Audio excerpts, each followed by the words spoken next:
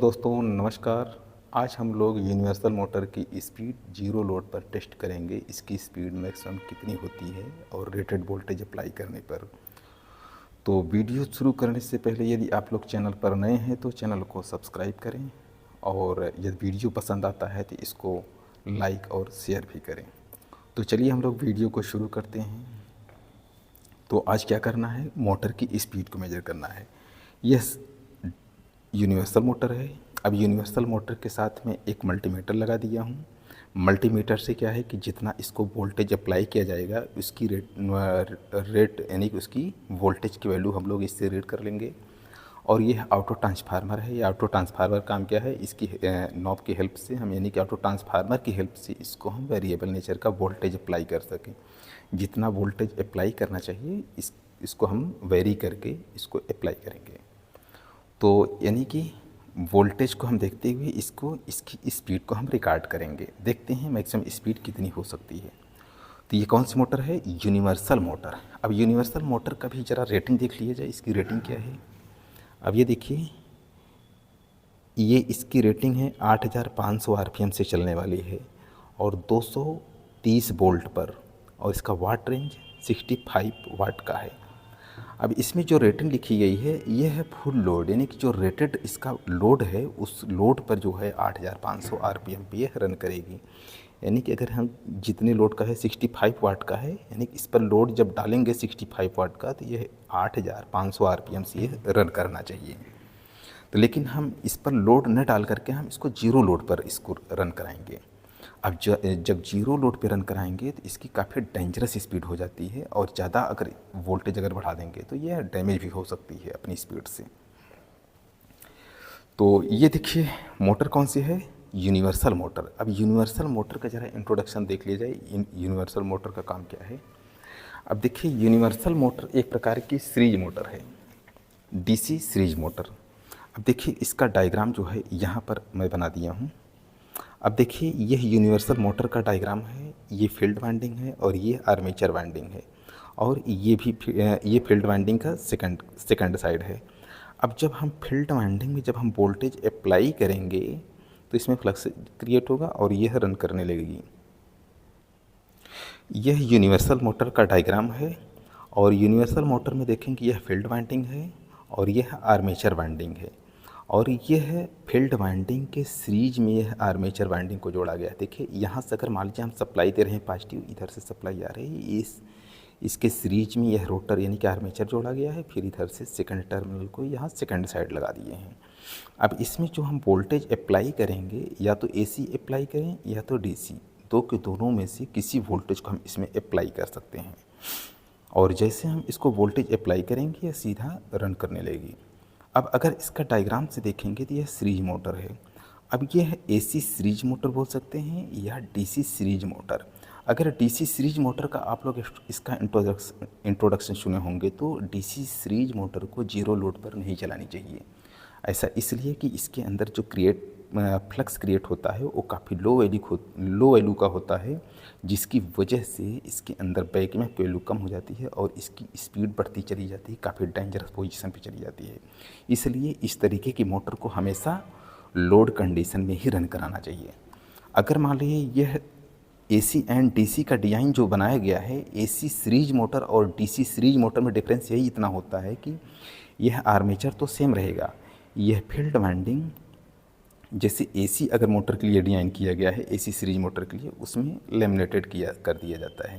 यानी कि इसको लेमिनेशन पतली पतली पत्तियों से जो है असेंबल करके इसको फील्ड वाइंडिंग को बनाया जाता है। और जो DC मोटर होती है, DC सीरीज मोटर में इसको लेमिनेटेड ना करके वैसे मोल्ड करके किसी अलग तरीके से डिज़ाइन किया, यानी कि इसको लेमिनेटेड नहीं रखते हैं। और अगर मान लीजिए हम DC सीरीज मोटर में अगर हम AC सप्लाई अप्लाई करेंगे तो इस यानी फील्ड वाइंडिंग के अंदर काफ़ी लॉसेज ज़्यादा होगा और जिससे मोटर की वाइंडिंग जल भी सकती है। तो इसलिए हम DC सीरीज मोटर में हम AC सप्लाई नहीं अप्लाई कर सकते हैं, लेकिन AC सीरीज मोटर में हम DC और AC दोनों अप्लाई कर सकते हैं। और क्योंकि उसके अंदर लॉसेज जो है, लॉसेज को ध्यान में रखते हुए और अगर उसको वोल्टेज को ध्यान में रख करके चलाएँगे तो वो प्रॉपर रन भी करेगी। तो ये हो गया, यानी कि यह कह सकते हैं कि universal motor AC series motor और DC सीरीज मोटर का कम्बिनेशन है। तो ये हो गया। अब देखिए, अब इस वाइंडिंग को अगर सीरीज में किया गया है इसलिए इसको सीरीज मोटर बोलते हैं। अब इसको अगर और डिटेल में देखेंगे तो जैसे मान लीजिए हम यहाँ पर सप्लाई देंगे, AC देंगे या DC देंगे। अगर सपोज कर लीजिए इसमें प्लस दे रहे हैं, इसमें माइनस दे रहे हैं, तो इसका डायरेक्शन क्या होगा इसको हम देखेंगे। अगर मान लीजिए इसको अपोजिट करते हैं तो डायरेक्शन वही रहती है या अपोजिट हो जाती है। तो इसको चलिए हम लोग ऑन करके देख लेते हैं। अब देखिए, इसको ऑन कर दिया हूँ और इसका वोल्टेज प्रेजेंट टाइम में 50 वोल्ट सेट किया गया है। अब देखेंगे इसका आरपीएम की डायरेक्शन रन कर रहा है। डायरेक्शन एंटी क्लॉकवाइज है। एंटी क्लॉकवाइज शायद ये समझ नहीं आ रहा है, स्पीड ज़्यादा है। ये देखिए, यह एंटी क्लॉकवाइज में है, इसकी स्पीड एंटी क्लॉकवाइज में रन कर रहा है। अब देखिए, यह इस पोजीशन पे जुड़ा है। अब इसको हम अगर मान लीजिए पोलरिटीज़ की हम चेंज करते हैं तब देखते हैं क्या होता है। इसको इसमें लगा दें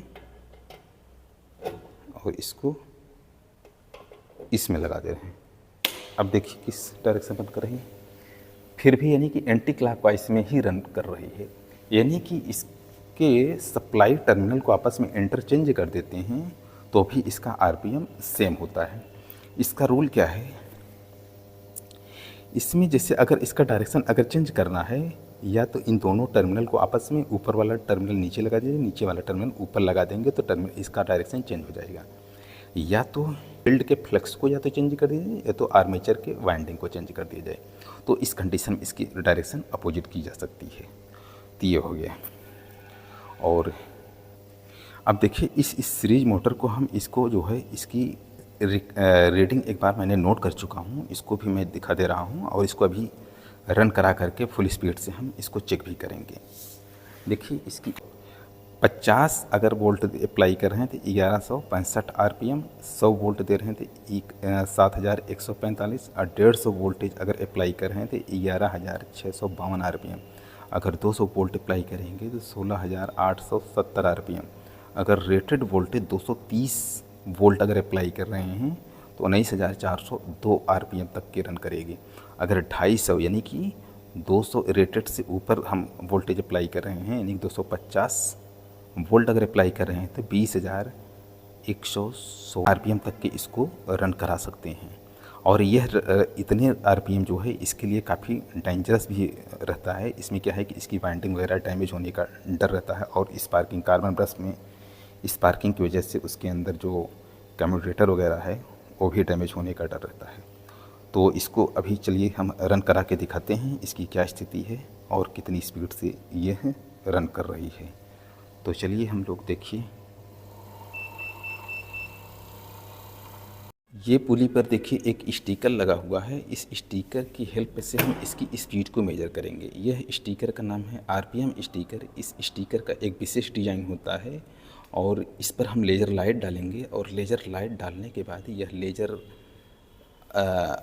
टेकोमीटर जो है सेंस करके इसको रीड करके आरपीएम को शो कर देगा। यहाँ देखेंगे यह टेकोमीटर है, यह टेकोमीटर लेज़र टाइप का है। अब यहाँ देखिए ऑन करेंगे तो जैसे इसके सामने लेज़र लाइट निकलती है और लेज़र लाइट निकल रही है और जितना जैसे ये लेज़र लाइट इसकी जो बीम है इसके स्टिकर पर हम डालेंगे और जितनी बार यह स्टिकर इसको कट करेगा उस आरपीएम को वह काउंट कर लेगा और जितनी स्पीड होगी वह यहाँ इसके जो डिस्प्ले है इस पर हम आसानी से रीड कर लेंगे कितनी स्पीड से यह रन कर रहा है।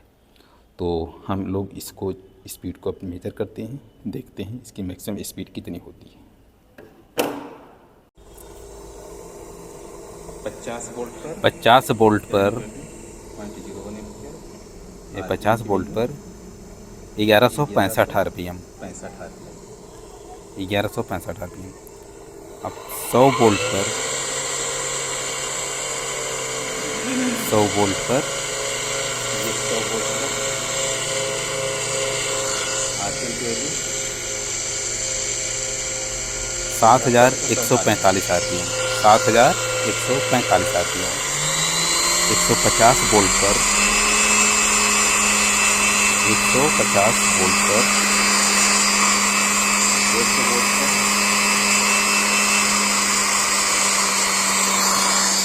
250 वोल्ट पर 11,652 RPM, 11,652 RPM।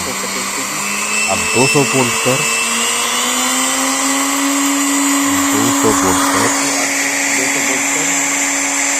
16,870 RPM, 16,870 RPM। अब 230 रेटेड वोल्टेज पर 230 वोल्ट इसका रेटेड वोल्टेज है। 19,402 RPM, 19,402 RPM। अब देखिए 250 वोल्ट पर दिखाएं, 250 वोल्ट पर 250 वोल्ट पर